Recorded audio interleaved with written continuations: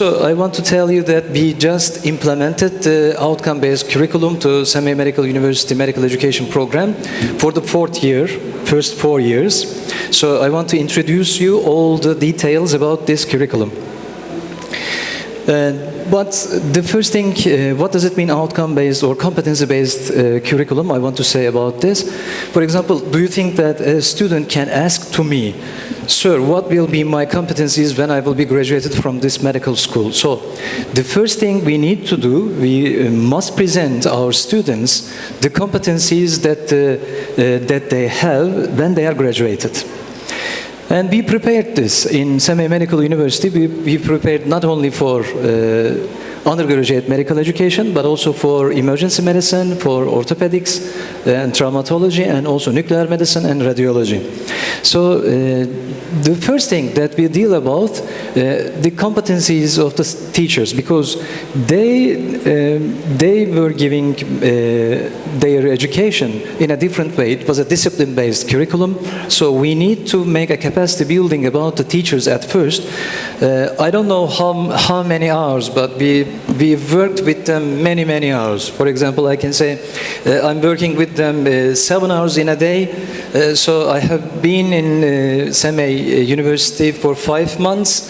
It means that we worked too much time with the teachers to make it easy to understand what does it mean outcome-based integrated curriculum. But now, we just implemented it, and I know that they are doing their best in Semi-Medical University. The competency catalogs we prepared is the general medicine undergraduate, dentistry undergraduate, traumatology postgraduate, emergency medicine and postgraduate, radiology and nuclear medicine. So we can say that we now have our competency list for all of these programs. And if you want, I can share with you all of the competencies.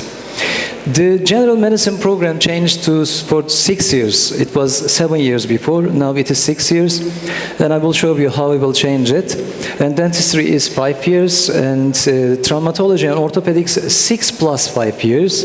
We planned these curriculums, but we couldn't implement it up to now.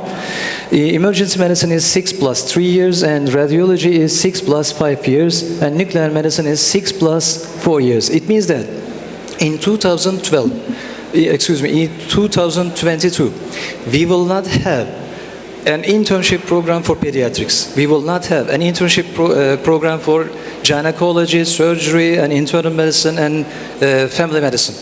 We will have only 1 year internship program, and then our students must have their residency programs about the other specialties. We prepared competency catalog, and in this competency catalog we have some areas: symptoms and findings, diseases, procedures and soft skills, and public health problems. Totally we have 702 competencies, and these competencies are not only written, but also we prepared their level of learnings. I want to show you the level of learnings. These level of learnings are for symptoms. And DD means the differential diagnosis, DDST means the differential diagnosis and the symptomatic treatment. And these are the symptoms in the list. There are 124 symptoms in our list. And the second one is about the public health forensic and forensic medicine problems. We have, again, a performance level, DPEI, diagnose, plan, implement, and evaluation. And for different competencies, we are using different levels and different components. And these are the examples for the public health problems. And performance level about the diseases are, we are now using the sample of Turkish catalog that we use in Başkent University also. And we now have emergency, pre-diagnosis, diagnosis, treatment, follow-up by himself, follow-up in a team, and prevention levels. For example, I want to show you an example for abortion. It is PD. It means that a graduate cannot diagnose the abortion by himself or herself, but can make a pre-diagnosis and can send to a specialist for a gynecologist. It means that we now tell to our students that when you will be graduated here, you will have these levels of competencies. Now, in the first day of the school, they know what will be their competencies when they will be graduated. And we build all the program according to these competencies. For example, we are not teaching how to treat abortion. We are just giving an information about how to treat abortion, but we are not saying that you are compulsory to give answers about these questions. So students are not anxious because they know what to study. They know what will be in the examination. They know what will be their performance in an OSCE, an objective structured clinical examination, etc. So it is very clear and very transparent curriculum. And if you want, I want to share the details later on. And these are the procedures and soft skills levels. We have 4 levels. It will take too much time to explain about it, but I can explain if you ask in the future. And these are the examples. For example, interview with the patient, general and subject of physical examination, and laboratory and functional diagnostics, etc. We have many areas in procedures, and we have their levels of learning. And what does it mean, integration? I want to tell about the integration. There are 2 types of integration. The vertical integration is to teach topics in relation among years. For example, when we are teaching in the 2nd year, the neurology, normals of neurology, we are also talking about some mechanisms of the diseases about neurology. So they are integrating the clinical knowledge and the basic knowledge. And in horizontal integration, we are integrating anatomy, histology, physiology, biochemistry, many topics together. None of the disciplines have right to give their lectures by their own. We have a very highly integrated order of the topics. For example, the first thing is the anatomy teacher comes and says that this is the tympanic membrane, this is the ear anatomy. Then the histology comes and says that this is the microstructure of the tympanic membrane. Then physiology comes and says that, okay, this is the way how we hear the voice. So it means that nobody is teaching their own topic in their own ways. We have a typical way to teach, and every teacher comes in the time to the classroom and teach students in an integrated form. And this is the typical integrated spiral curriculum. Just I want to say about it, we introduce a subject aid and then we revise it again and again. We begin with the basic side, we review it and add a new knowledge. Review it and add a new knowledge. So at the end, we want them to make a performance. Let's say, about the Eindhoven triangle, for example, to understand what is going on with the ECG. But when we are teaching ECG, we are turning back to Eindhoven triangle and we are telling the ECG, and then, for example, they are evaluating the ECG, we are turning back to ECG theoretical knowledge and Eindhoven triangle, and we are now giving the ECG evaluation. It means that we don't want them to forget what was in the past. We don't want them to forget what is the basic science and what is the relation between the basic science and the clinical science. So, as a theory, we start with the competencies, we go with the outcomes of the courses, and at the end we come to the topics. For example, one of the topic is the anatomy, one of the topic is the physiology, histology, etc. So you can think that we just know what will be the end. Then we divide it into logical parts. Then we put all the topics in that part in an order, in relation. So we know what to teach and we know what not to teach. And also students know this. And it is very clear for them because they know if they are learning something in, for example, in biochemistry, they know that they will use this knowledge in the future in one of the diseases or in one of the competencies. So we are taking a high school graduate and we are making it, him or her, a medical doctor.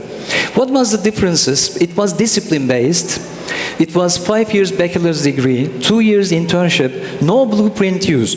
We were not using blueprint in Samia Medical University up to now, but now in the first 4 years we are using typical blueprints. I want to show you about the blueprints if you ask in the future. Questions are not directly related to the learning objectives, were not directly, but now the questions are directly asking what we teach.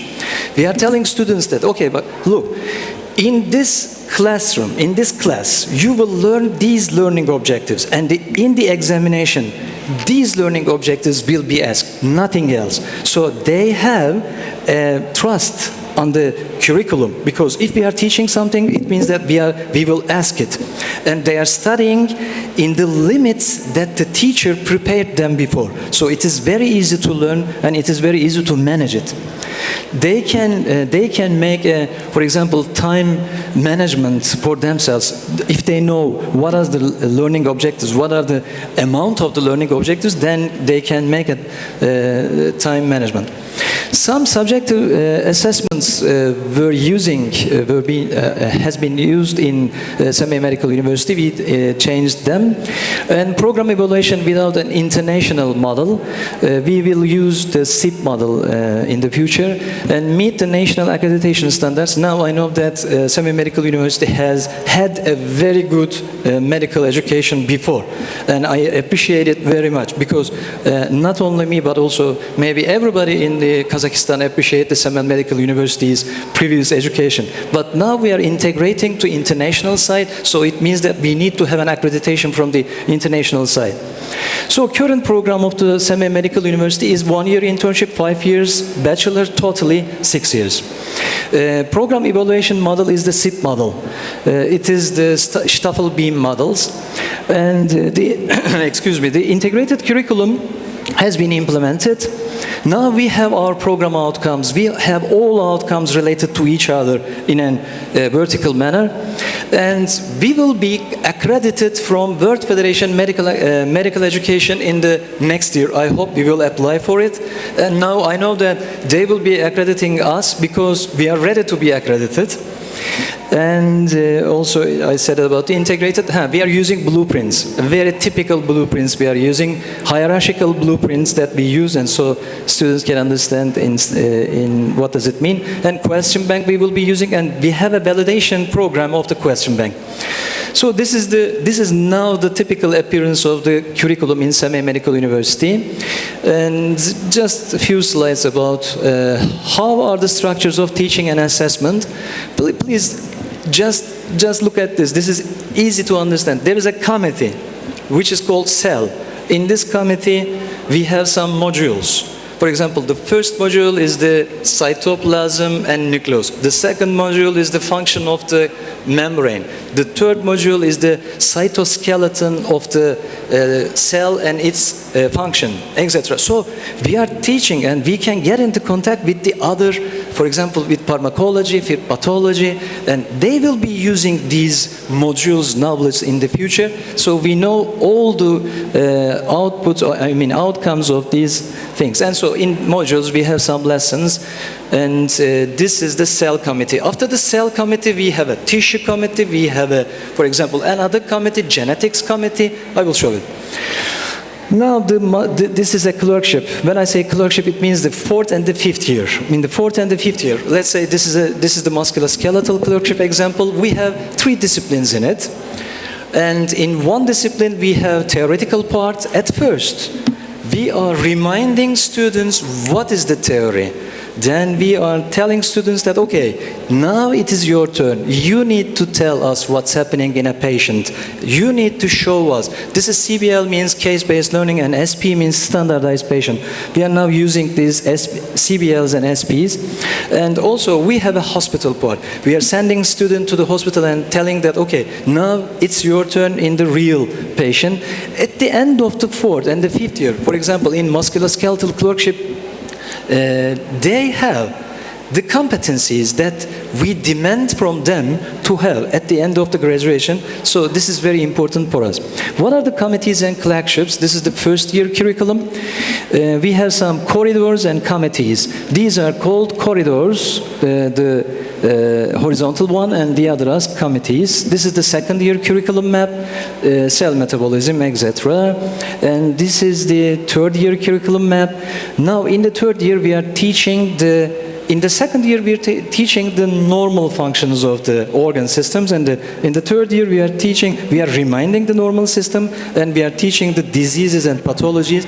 But in the fourth year we are teaching them how to deal with these diseases and with these symptoms.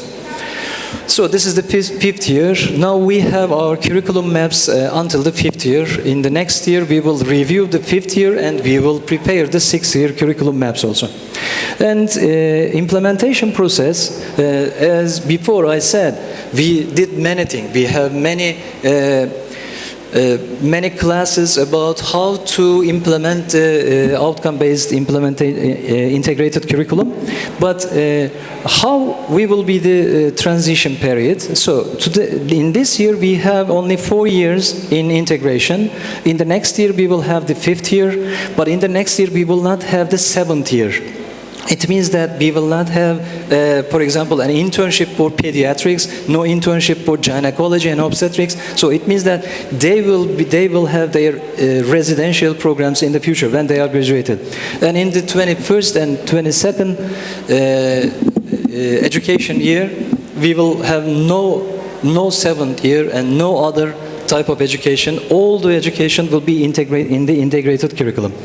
How we are monitoring and implementing? We are using electronic platforms, and we are using this platform also in Başkent University, and it's about approximately 26 universities using this platform. We just know how to control as a teacher my lecture. I know how to control as an administrator all the curriculum. As an assessment and evaluation committee, I know how to check the questions, the quality of the questions. So it means that it is easy for us to manage all the things, not only the lectures inside, but also all curriculum by using the platform. This is a typical blueprint. It has a hierarchy. Low-level learning objective means to remember. Middle and high-level learning objective means to conclude. So I don't want to get into very detail about this subject, but this is a very important component of the curriculum, and this is the electronic evaluation. We are doing electronic evaluation, and we are not asking only MCQs, we are asking short answer questions, we are asking extended matching questions, and we are asking pair questions. So students begin to understand that not the MCQ is not the examination way or a question type that is used all over the world. And you know, as a medical teacher, I really don't like to use MCQs because it is very easy to answer for the students, but I like to use other question types, but I know that the MCQ is a very transparent type of question. So all the election examinations uses MCQ, but this is not true for the examinations that can be done in the medical schools, because MCQ cannot ask everything. So at the end we are using another site. This site is for the residency programs, and as a result we did too many things to explain in 5 minutes, but thank you very much for listening to me.